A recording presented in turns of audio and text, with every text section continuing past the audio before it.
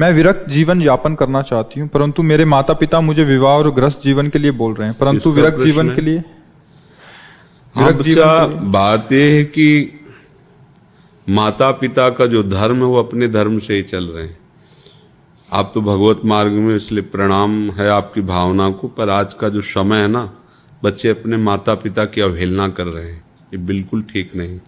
ये हम आपको लेके नहीं बोल रहे, पर बच्चे जो माता पिता की अवहेलना कर रहे हैं तो उनकी दुर्गति भी हो रही है। एक भी बात माता पिता की ना मानकर इधर उधर गंदे आचरणों तो काट के फेंक दिए, जला दिए गए, मार दिए गए। संसार स्वार्थी है, वो माता पिता जैसा प्यार नहीं करता। माता पिता अंदर से चाहते हैं मेरा बच्चा सुखी रहे, जीवन भर सुखी रहे। हाँ, अब जैसे आपकी परमार्थ की बात है, अब हम आपका पक्ष लेंगे कि यदि आपको ब्याह नहीं रुचता तो मत कीजिए, पर आप माता पिता के अनुकूल रहिए, माता पिता की नज़र में रहिए, माता पिता के साथ रहिए। क्योंकि स्त्री शरीर में मतलब बहुत सुव्यवस्था की आवश्यकता है। ये जो हम लोग असावधान, जैसे 100 का नोट या 5,000 का जो भी चलते हो नोट, 2,000 आप इसे रोड में छोड़ दीजिए, कोई ऐसा नहीं जिसका मन न चल जाए, क्योंकि वो संपत्ति दिखाई देती है। ऐसे शास्त्रों ने कहा है कि आकर्षणकारी जो भी हमारे, जैसे सोना चांदी रुपया पैसा खान पान, ये सब सामग्री आकर्षणकारी है। ऐसे शरीर भी परस्पर आकर्षणकारी, परस्पर आकर्षणकारी। तो मुझे शास्त्र सम्मत बात ये लगती है कि बच्चों को सदैव अपने बड़ों के शासन में रहना चाहिए। अगर वो शासन नहीं स्वीकार करेंगे तो अभी बच्चे हैं, वो प्रमाद स्थिति में ऐसे गलत काम कर बैठेंगे जिनका उनको जीवन में बहुत बड़ा दंड भोगना पड़ेगा। आजकल के बच्चे इस बातों को समझ नहीं रहे, आधुनिकता को स्वीकार कर रहे हैं। माता पिता को तो, अब माता पिता क्या करें, शांत हो जाते हैं। आपका तो भागवतिक मार्ग है, हम आपको नहीं कह रहे, पर प्रायः माता पिता के विरुद्ध आचरण बच्चे कर रहे हैं, बिल्कुल ठीक नहीं है। कोई भी ऐसे कोई राक्षसी प्रवृत्ति के माता पिता होंगे जो अपने बच्चों का अहित करें, नहीं तो प्रायः माता पिता का भाव यही रहता है कि हमारी सोच रहती है कि हम ये चीज खेलें, लेकिन उनको लगता है इसके खेलने में नष्ट हो जाएगा, ठीक नहीं है। तो माता पिता का आदर करें। आप वैराग्य भाव से भगवान मार्ग में चलना चाहते, इसलिए हम सपोर्ट करते हैं कि आप माता पिता की ये बात ना मानो कि ब्याह कर लो। क्योंकि अगर तुम्हारी इच्छा नहीं और तुमने ब्याह किया, ब्याह करने के बाद अगर विरोध वहां हुआ तो परिवार पूरा दुखी रहेगा, तुम भी असंतुष्ट रहोगी। अगर आपकी ब्याह में रुचि नहीं है, अच्छी बात है, पर माता पिता के अनुकूल होकर उनके सानिध्य में, उनकी दृष्टि में रहो और वैराग्य पूर्वक खूब भजन करो, भगवान का कृपा प्रसाद अनुभव करो। पर आज का समय जो है थोड़ा सावधानी का है। हम अपने उन्माद में, वासना के उन्माद में समझ नहीं पाते और ऐसे लोगों से मित्रता कर बैठते हैं जो केवल हमारे शोषण के सिवा और कुछ, उनके अंदर कोई प्यार नहीं, कोई समाज। तभी तो समाचारों में नहीं आता भाई आज यहाँ ऐसा हुआ, वहां मार के फेंक दिया, वहां कोई प्यार करता है? कौन प्यार जानता है? हमारी चमड़ी को देखकर, हमारे शरीर को देखकर भले प्यार करे। कोई हमसे प्यार करेगा? माता पिता, क्योंकि उनको लगता है ना मेरा बच्चा है। अब वो डांट रहे हैं कि तुम ये जो गलत करो ठीक नहीं है, उनका हृदय जल रहा है, पर वो बच्चा उन्माद के कारण नहीं समझ रहा, फिर परेशान हो जाता है। तो मुझे लगता है कि सब बच्चों को चाहिए कि अपने गुरुजनों की, बड़े जनों की आज्ञा का पालन करें। हाँ, जैसे आपका बात है तो आपका भाव उत्तम है, पवित्र है, इसलिए हम आपकी इस बात, अगर ब्याह नहीं करना चाहते तो माता पिता को भी जोर नहीं देना चाहिए, इसलिए कि आपने करवा दिया ब्याह। क्योंकि माता पिता को एक होता है कि समाज में होगी कि इज्जत की बात है ना, लड़की जवान बैठी ब्याह ही नहीं कर रहे, वो लोक व्यवहार के, लेकिन उसकी रुचि नहीं तो फिर वहां जाकर के द्वंद्व खड़ा हो जाएगा ना। उसकी भोगों में रुचि नहीं है, पति में रुचि नहीं, और सामने वाला जो पति बनेगा वो इसीलिए बनेगा कि हमारा गृहस्थ धर्म चले, तो झगड़ा होगा, तुमको भी असंतुष्टता होगी, उसको भी असंतुष्टता होगी। तो इसलिए अगर वास्तविक रुचि नहीं है, ऐसा जीवन में निर्णय कि मैं किसी पुरुष की तरफ काम भाव से नहीं देखूंगी, तो ठीक है, भगवत आराधन करते हुए माता पिता के सानिध्य में रहो, उनके अनुकूल रहो, उनके शासन में रहो, बढ़िया रहेगा। भजन करो, भजन करने के लिए तो मनुष्य जन्म मिला है। पुरुष नपुंसक नारीवा जीव चराचर कोय, सर्वभाव भज कपट तज मोहि परम प्रिय सोय। तो ऐसा है। तो महाराज जी, माता पिता की शरीर के बाद फिर उस साधक का क्या हुआ? वो कैसे अपना जीवन किसके सानिध्य में भगवान के साथ, भगवान के साथ समझो, भगवान का सानिध्य।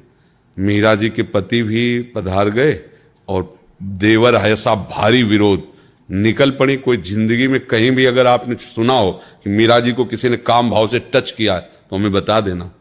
गिरधर का छत्र छाया कृपा का बना रहता, कोई ऐसे थोड़ी सीम की चाप सके को तासु बड़ रखवार रमापति जासु, ऐसा नहीं कि ये नहीं कि मतलब स्त्री शरीर तो कोई भी शोषण कर सकता है, सबका शासन करने वाला काल का भी महाकाल प्रभु है, ऐसा नहीं। एक से एक महान शादियां हुई। आप रसिक अनन्यमाल पढ़े हो? गंगा यमुना बाई कर्मठी बाई कर्मती, एक से एक महान। तो जो गंगा यमुना बाई थी इतनी सुंदर थी, और नवयुवती ब्रह्मचारिणी। अच्छा, गरीबी से यहाँ वृंदावन में वास उस समय, तो वस्त्र भी ऐसे मलिन वस्त्र, वो स्नान करके यमुना जल लेकर ठाकुर सेवा के लिए अपनी कुटिया के लिए जा रही थी। वो हसन बेग सो क्या अजीज बेग क्या नाम था उसका, अकबर सम्राट का भांजा था, तो वो आया हुआ था दौड़े पे अपने राजसीले। उसने देखा इतनी सुंदर नारी और ऐसे रह रही। सैनिकों से मतलब जो उनके सलाहकार थे उनसे कहा कि ऐसे इतनी सुंदर, चूंकि भागवतिक सुंदरता होती है ना, और ब्रह्मचारिणी और भजन परायण तो तेज था। बोले इतनी सुंदर और ऐसे रह रही अव्यवस्था में, इनको लाओ ना हमारी सेवा में। बोले सरकार ये आपकी सेवा में आने वाली नहीं है, ये भजन करने वाली विरक्त जन है, अर्थात ये किसी प्रलोभन से नहीं है। और उसका मन बिगड़ गया उनको देख करके। अब महल में गया तो उसने 2 वैश्याएं बुलाई और कहा जितना धन चाहोगे देंगे, उनको यहां ले आओ। अब बाई जी को अगर प्रभावित कोई कर सकता है तो भगवत चर्चा, वो बड़ी चतुर थी वैश्याएं, आई और ठाकुर जी की चर्चा करना और सुनना और प्रणाम। अब रोज आने लगे। अब जब रोज आ पाओ तो एक परिचय हो जाएगा, फिर 2 दिन 4 दिन एकदम गोल हो जाओ, फिर आ पाओ तो क्या आपका स्वास्थ्य खराब था, क्या आप क्यों नहीं? ऐसे ही उन्होंने किया। तो उन्होंने पूछा कि आपका स्वास्थ्य खराब था, आप क्यों नहीं आई? तो उन्होंने कहा कि हमारे यहाँ एक बहुत बड़े संत आए हुए हैं, हम उनकी सेवा में थी और मुझे लगता है आपको भी दर्शन करना चाहिए।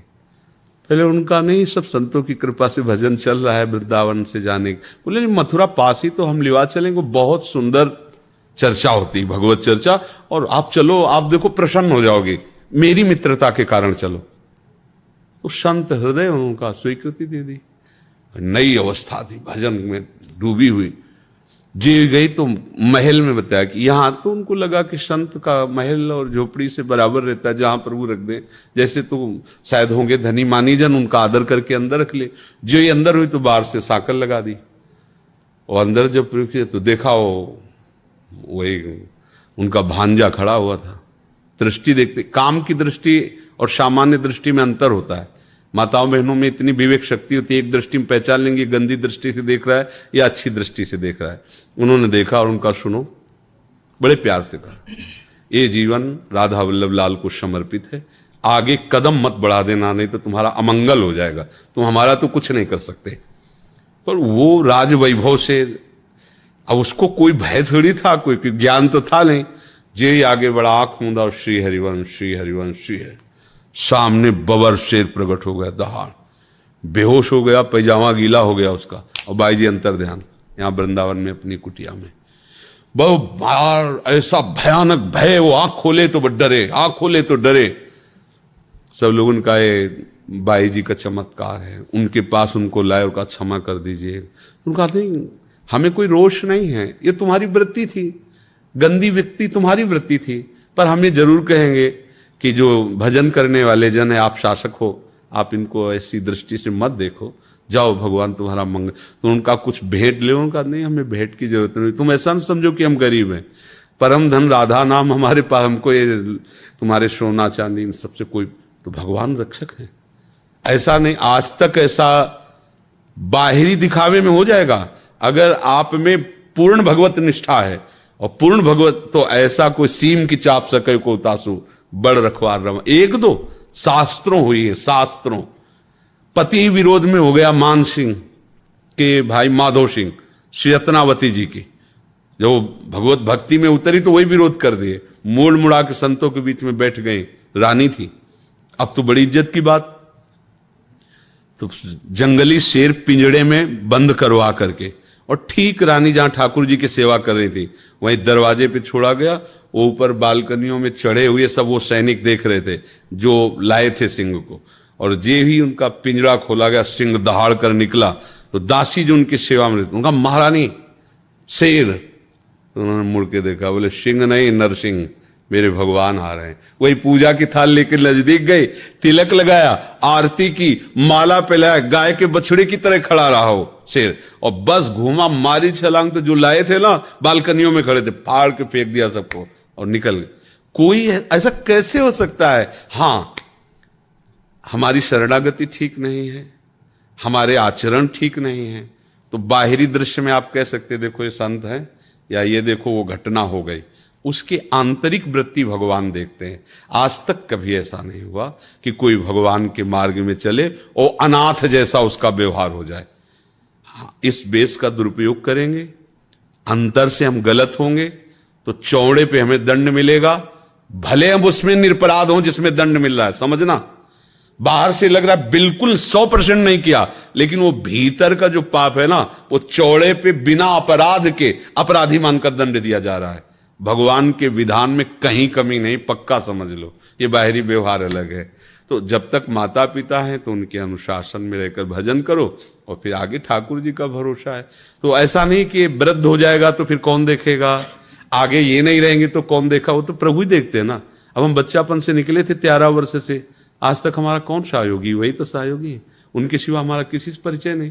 सब देखो व्यवस्था उन्हीं की तो है, हम क्या लाए थे, हम क्या जानते थे किसी को? सब उन्हीं के संबंध से तो है, सब उन्हीं को तो जानते हैं।